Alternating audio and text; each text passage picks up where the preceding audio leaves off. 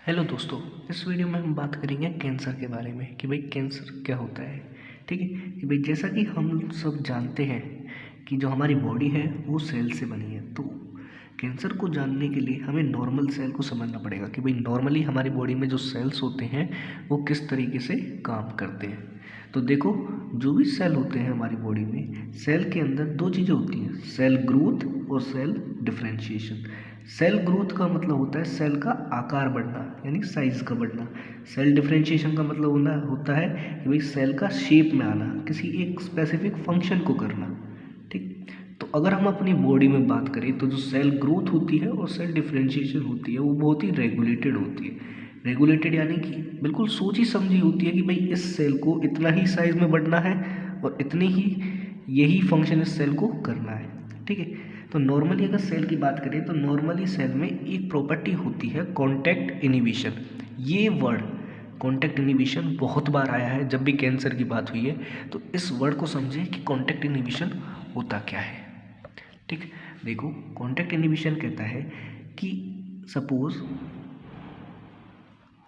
Contact inhibition कहता है कि सपोज हमारे पास कुछ सेल्स हैं, ठीक है, और कोई सेल इनके बीच में ग्रो कर रहा है कि सपोज ये एक हमारा सेल है।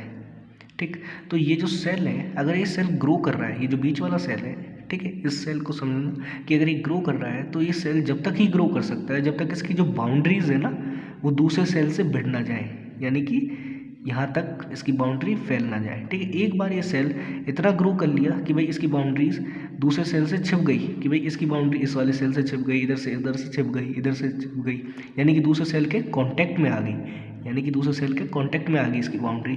तो फिर इसकी ग्रोथ क्या हो जाएगी, इनहिबिट हो जाएगी। क्या हो जाएगी, इनहिबिट, कि ये सेल उतना ही ग्रो कर सकता है जितने की इसकी बाउंड्रीज दूसरे सेल से छिपती हैं। ठीक है, उससे ज़्यादा ये सेल ग्रो नहीं कर सकता।